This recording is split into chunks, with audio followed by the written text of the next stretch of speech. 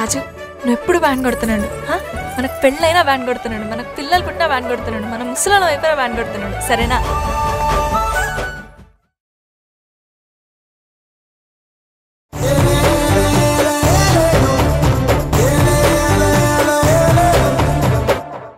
ఇలా చేస్తే నేను ఎంత నలిగిపోతాను, నేను ఏమైపోతానని ఆ పిల్లకి తెలీదమ్మా. ఎవరో భద్రశత్రు కుట్ర పన్నట్టు పన్ని నన్ను నమ్మించి నట్టేట ముంచినట్టు ముంచేసిపోయింది. ఇప్పుడొచ్చి తప్పు అయిపోయింది క్షమించండి అంటే నా మనసు కూడా అంగీకరించాలి కదమ్మా. తప్పు చేసే ముందు నా గురించి ఆలోచించిన మనిషి గురించి నేనెందుకు ఆలోచించాలమ్మా? తప్పు చేసింది ఎక్కడో చోట బానే ఉంటుంది, నేను ఇక్కడ చస్తూ బతుకుతున్నాను. వెళ్ళమ్మా.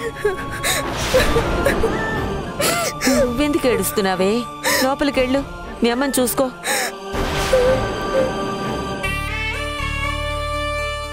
ఒరే నా మాట వినరా. నీకు పుణ్యం ఉంటుందమ్మా, నన్ను ఒంటరిగా వదిలేయండి. ఇంతకంటే నన్ను బాధ పెట్టొద్దమ్మా.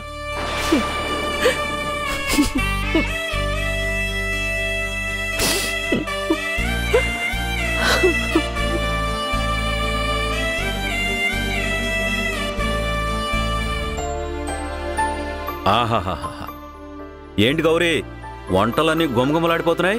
ఏముండావేంటి? దోసకాయ పప్పు, బీరకాయ పులుసుతో పాటు దొండకాయ వేపుడు, బెండకాయ వేపుడు. ఈ మధ్య నువ్వు బాగా వేపుకు తింటున్నట్టున్నావు. ఏం అత్తయ్య, మీరందరినీ సమానంగా చూస్తారు కదా అత్తయ్య? అవునలుడు, నా చిన్నప్పటి నుంచి కూడా అందర్నీ సమదృష్టితో చూడడమే నాకిష్టం. నేను చూస్తూనే ఉన్నానుగా. చిన్న పెద్ద, బయటి వాళ్ళ ఇంట్లో వాళ్ళ అనే తేడాలేవి చూడకుండా ఎప్పుడు చూసినా ఎవరో ఒకరితోటి గిల్లి కజ్జలు పెట్టుకుంటూనే ఉంటారు. ఎవరూ కనపడకపోతే గౌరీతో పెట్టుకున్నారు. గౌరీ కూడా కనిపించకపోతే ఈ గోడలతోనో టేబుల్తోనో చైర్లతోనో గొడవ పెట్టుకునేలా ఉన్నారు. ఊరుకోండలుడు గారు, మీరు మరీ చెప్తారు. ఇలా గొడవ పెట్టుకోపోతే నేను తిన్నది అరగదా ఏంటి చెప్పండి? ఏమో మీకే తెలియాలి. ఏంటండి మా అమ్మతో గొడవ పడుతున్నారు? మీ అమ్మతో గొడవపడి గెలవగలిగే వాళ్ళెవరైనా ఉన్నారా దేవకి? ఊరుకోండి మీరు మరీను. ఏంటి నందు మధు ఇంకా రాలేదా? ఇదిగా వచ్చేసాం మావయ్య.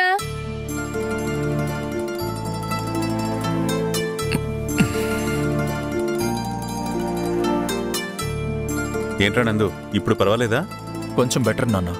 అంతా మధు చేసిన సేవ వల్లేరా నువ్వింత త్వరగా కోలుకున్నావు. అవును, విరక్కొట్టింది ఆవిడే, సరిచేసింది. ఇప్పుడే చెప్పా మీకు, ఏ చిన్న గ్యాప్ దొరికినా చాలు ఎవరో ఒకరిని ఏదో ఒకటి అంటూనే ఉండాలా మీరు? వద్దులేండి అల్లుడు గారు, ఇక మీదట తినేటప్పుడు కూడా నోరు తెరవలేండి. నోరు తెరవకుండా ఎలా తింటారు బామ్మగారు?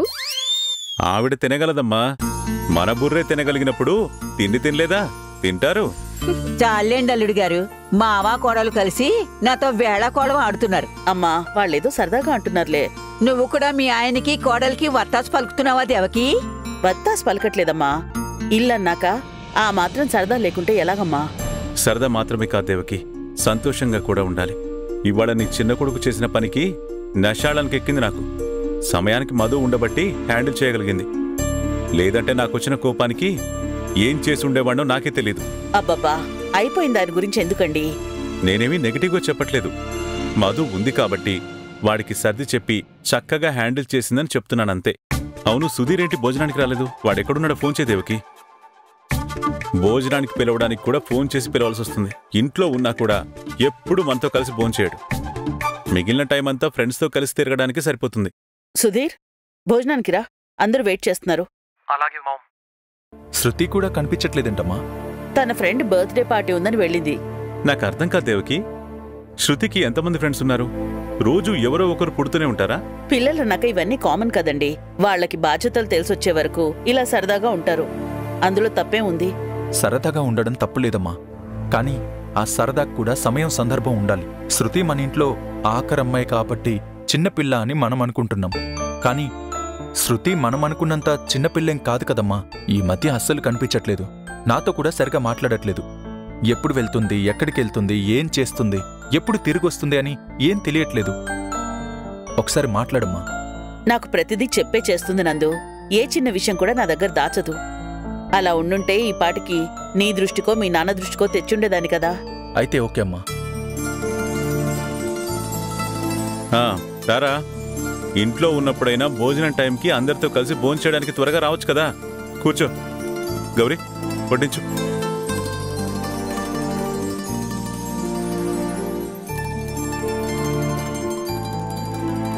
ఏంట్రా మొహం అలా బిగ తీసుకుని కూర్చున్నావు?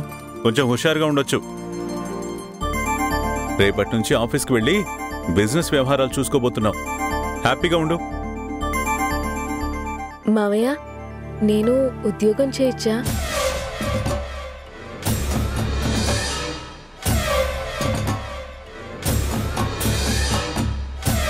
ఏంటమ్మా, నిజంగానా? అంటే నేను కూడా చదువు పూర్తయ్యాక ఏదో ఒక ఉద్యోగం చేద్దాం అనుకున్నాను మావయ్య. నా ఖర్చులకైనా సంపాదించుకున్నట్టుంటుంది, నాకు ఫైనాన్షియల్ ఇండిపెండెన్స్ ఉన్నట్టుంటుంది కదా మావయ్య. నువ్వంటున్నది కరెక్టేనమ్మా. ఫైనాన్షియల్ ఇండిపెండెన్స్ ఉండాలి. నీ ఖర్చుల కోసమే ఈ ఉద్యోగం అన్నట్టు మాట్లాడితే మాత్రం నేను హర్ట్ అవుతాను. అయ్యో మావయ్య, నా మాటల్ని మీరు ఇంకోలా తీసుకోకండి. ఆస్తిపాస్తులు, సంపద అని కాకుండా ప్రతి దాంట్లోనూ ఇంట్లో వాళ్ళందరికీ ఎంత హక్కుందో నీకు అంతే హక్కుంటుందమ్మా. నువ్వు ఈ ఇంటి పెద్ద కోడలువమ్మా. ఈ ఇంటికి దేవకి తర్వాత అన్నీ నువ్వే.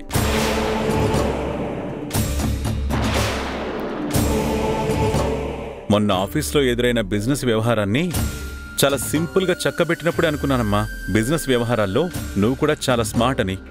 అయ్యో, నాకు బిజినెస్ వ్యవహారాల గురించి అంతగా ఐడియా లేదు మావయ్య. ఆ సమయంలో నాకు తోచింది చెప్పాను. అంతేనమ్మా. ఎవరిలో ఏ శక్తి ఉందో ఎవ్వరికీ తెలీదు. ఆ సమయం వచ్చినప్పుడు అలా బయటపడిపోతుందంతే. మన శక్తి ఆ సమయంలో ఎలా ఉపయోగపడిందనేదే అసలు పాయింట్. ఎరా నందు, తను ఉద్యోగం చేస్తానంటుంది, నువ్వే చెప్పాలి మరి. పని చేస్తానంటే నేను అభ్యంతరం చెప్పడానికి ఏముంది నాన్న, తప్పకుండా చేయొచ్చు.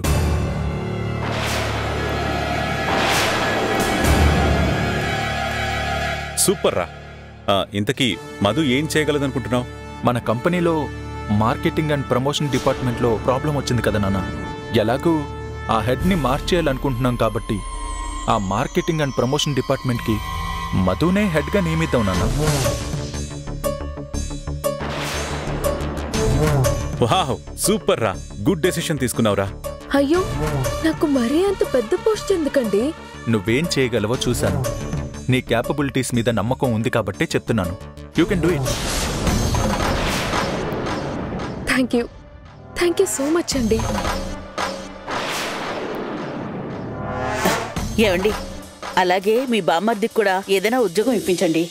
ఇంట్లో ఖాళీగా కూర్చుంటున్నాడు. నా బావమర్ది అని చెప్పి చాలా తెలివిగా బంతిని నా కోట్లోకేసావేంటి దేవకి? నీ తమ్ముడు అని చెప్పుకోలేక నా బావమర్ది అంటున్నావు. అలా చెప్పడం కూడా కరెక్ట్ కాదు. శకుంతల గారి ముద్దుల కుమారుడని చెప్పాలి కదత్తయ్య? ఎంతైనా కొడుకు కదా అల్లుడు.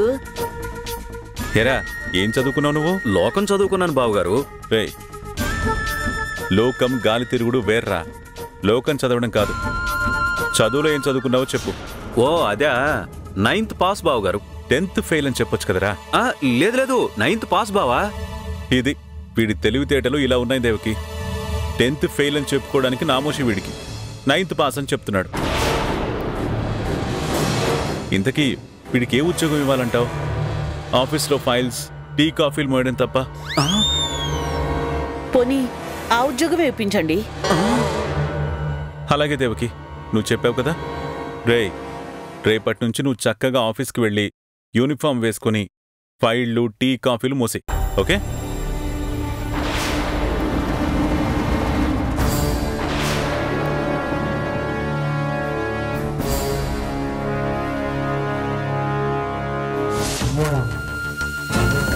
ఏ మాత్రం నేను తట్టుకోలేకపోతున్నాను.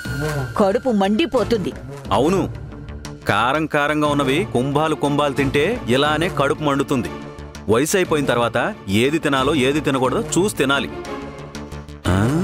ఉన్నమాట అంటే అలా ఉరిమి చూస్తావేంటి? చూడ్డం కాదురా, నీ పేకనుకి చంపేయాలనుంది. ఇంట్లో జరుగుతున్న దాని గురించి నా బాధ వెళ్ళగొక్కుతుంటే అది కూడా నీకు వెటకారం అయిపోయిందా? అయినా కన్నతల్లి తినే తిండి గురించి నువ్విలా మాట్లాడతావరా? నువ్వు తినేదే దండగ తిండి. ఇదిగో, నువ్వు నా తిండి గురించి మాట్లాడుకు.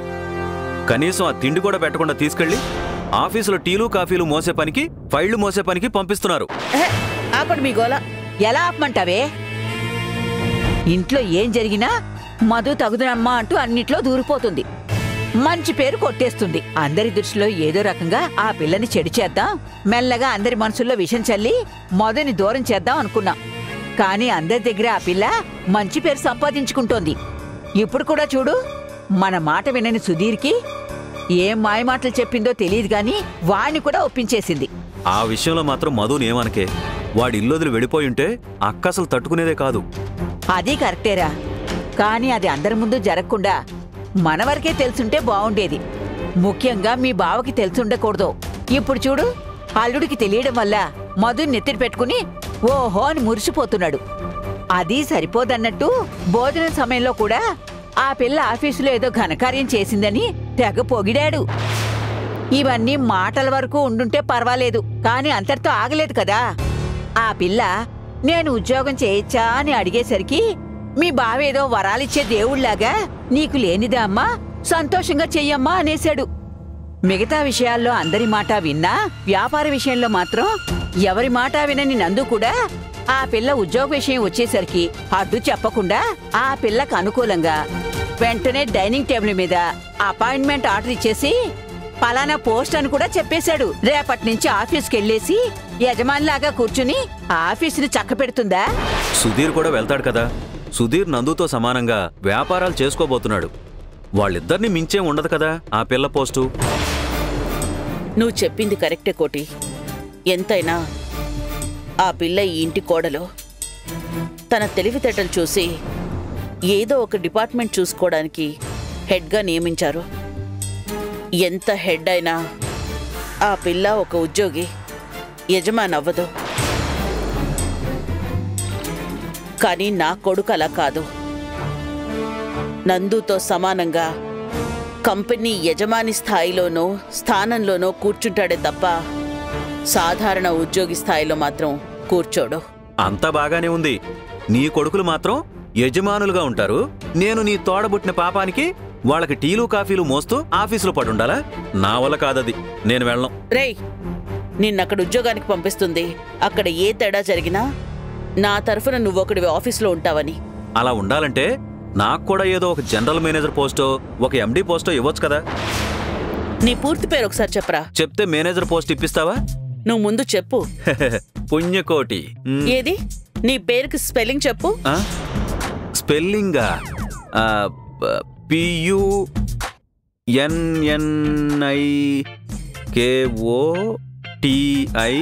పుణ్యకోటి. నీ పేరుకి స్పెల్లింగ్ చెప్పడానికే ఇన్నిసార్లు తడుముకొని తప్పుగా చెప్తున్నావు. సంతకం పెట్టడం కూడా సరిగ్గా రాదు. బయటికెళ్ళి నేరాలు చేసి జైల్లో మగ్గడం కంటే ఏసీ ఆఫీస్లో కూర్చుని గౌరవంగా పనిచేసుకోవడం మంచిది కదరా. నా వల్ల కాదక్క. నేను చైర్మన్ బావమరిదిని. అదే ఆఫీసులో అంత చిన్న పని చేయడం నాకు ఇష్టం లేదక్క. రేయ్, ఇంకోసారి ఆ మాట అనుకో. నిన్ను పంపిస్తున్నది మనం అనుకున్నవన్నీ నెరవేర్చడానికి.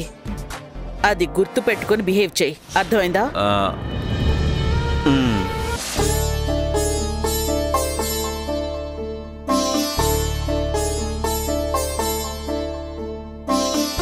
దయచేసి ఆ మనిషి గురించి మాట్లాడుకో. అసలు ఆ మనిషి గురించి మాట్లాడేదైతే నువ్వు కూడా నాతో మాట్లాడద్దు.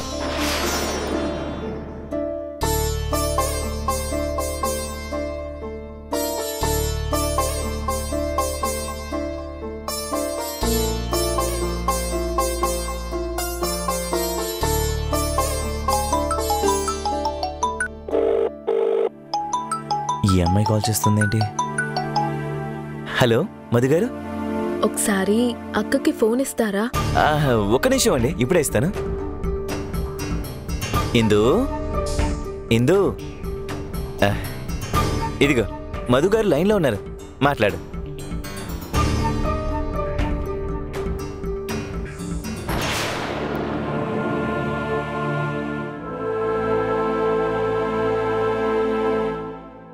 చెప్పు మధు. ఏంటక్క, నేను ఫోన్ చేసినా ఏదో పోగొట్టుకున్నట్టు డల్గా మధు అంటున్నావు? ఇంకా నువ్వు అలాగే ఉంటే ఎలా అక్క? అన్ని ప్రాబ్లమ్స్ సాల్వ్ చేయడానికి నేనున్నాను కదా. నువ్వు హ్యాపీగా ఉండక్క. నా కోసం టెన్షన్ పడద్దు. నా వల్ల నీకు ప్రాబ్లమ్స్ రావడం నాకు ఇష్టం లేదు. నేను ఒక నష్టజాతకురాలిని.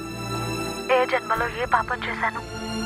నాలాంటి మనిషికి తోబుట్టువుగా పుట్టావు.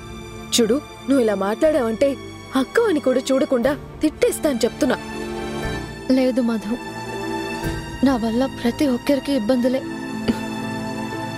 నువ్వు అత్తగారింట్లో ఏ దిగులు లేకుండా హ్యాపీగా ఉండాల్సిన దానివి.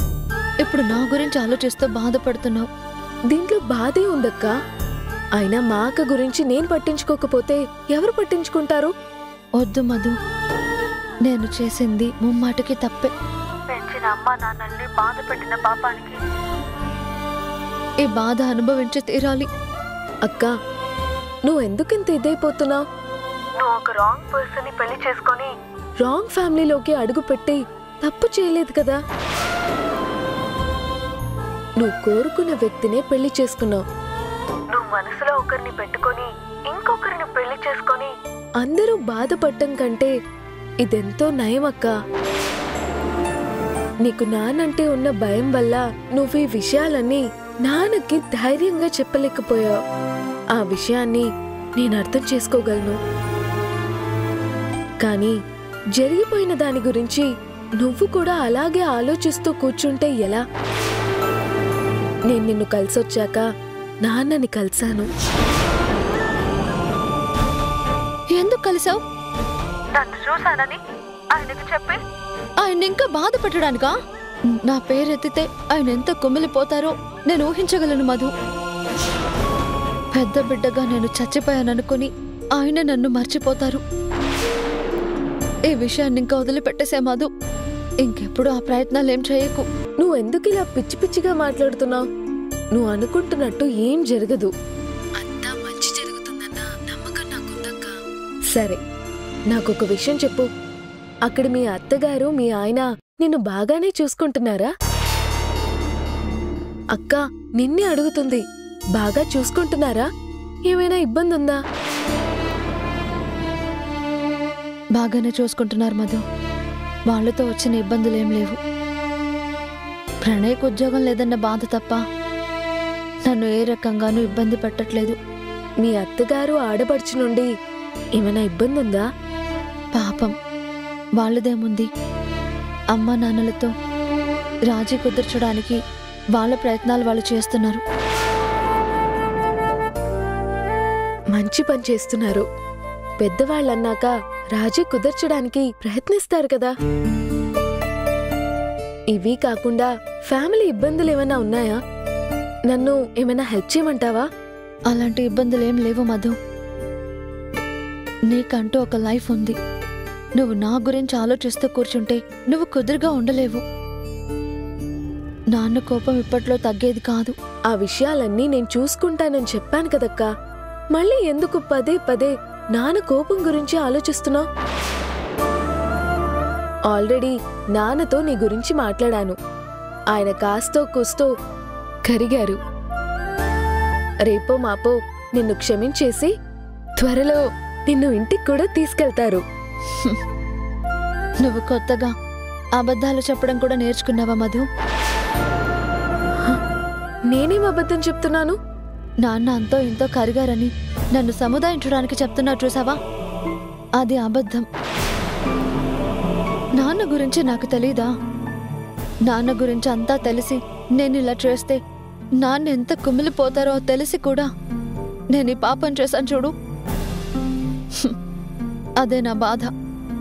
పీటల వరకు వచ్చిన పెళ్లిలో పీటల మీద కూడా రాకుండా పారిపోవడానికి ప్రణయ్ని పెళ్లి చేసుకోవడానికి కారణమేంటి? నువ్వు మాత్రమే అయితే సొంతంగా ఇంత పెద్ద నిర్ణయం తీసుకోలేవు. అది అందరికీ తెలుసు. నువ్విలా చేయడం వెనక ఏదో బలమైన కారణం ఉండుంటుంది.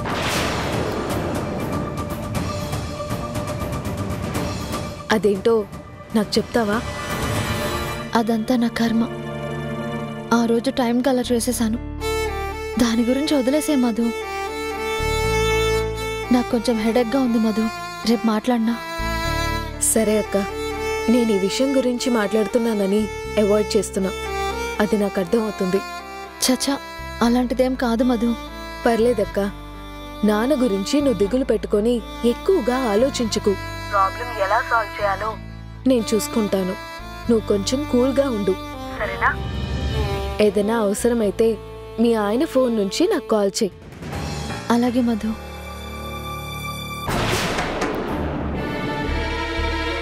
ఇందు అలా వెళ్ళిపోవడానికి కారణం నేనే అని తెలిస్తే ఏంటి నా పరిస్థితి?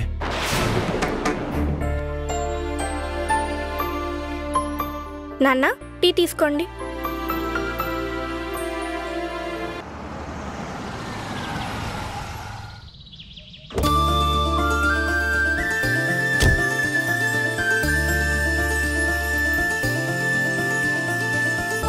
అమ్మా మధు, మధు అక్కా. ఏంటమ్మా, ఎక్స్పెక్ట్ చేయలేదు. ఇంత పొద్దున వచ్చేసావు? ఇంత పొద్దునే వచ్చానంటే ఏదో విషయం ఉన్నట్టే కదా నాన్న. నీ మొహంలో సంతోషం చూస్తుంటేనే అర్థమవుతుందమ్మా. రామా, లోపలికి వెళ్ళి మాట్లాడుకుందాం. లోపలికి వెళ్దాము. ఏంటే నువ్వు ఇంకా రెడీ అవ్వలేదు? కాలేజ్కి వెళ్ళట్లేదా ఏంటి? రెడీ అవ్వాలక్క. మధు, అలివేని, నా బంగారు తల్లి, రా రా రా రా రా. పద. రమణి, రమణి, రమణి, ఎవరొచ్చారో చూడు. అమ్మా. మధు,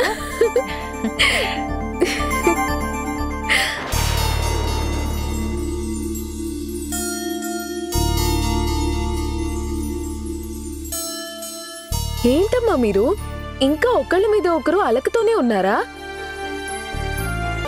అమ్మకి సారీ చెప్పండి నాన్న. నేనేం తప్పు చేయలేదమ్మా. అమ్మా, నువ్వు నాన్నకి సారీ చెప్పు. సారీ చెప్పేంత తప్పు నేనేం చేశాను? మీరిద్దరూ తప్పు చేశారు. సుధీర్కి ఇప్పుడు పోస్టింగ్ కానీ పొజిషన్ కానీ ఏమీ లేవు. అన్ని డిపార్ట్మెంట్స్లోనూ ట్రైనీగా పనిచేశాక అప్పుడు ఏ జాబ్ అనేది ఆలోచిస్తాను. ఏంట్రా నువ్వనేది? సుధీర్ది ఇంచుమించు నా పరిస్థితే. అసలు వాడి పదవికే పేరు లేదు. సపరేట్ చైరు, క్యాబిన్ ఏమీ లేదు. మిగతా స్టాఫ్తో పాటు వరుసలో కూర్చోవడమే.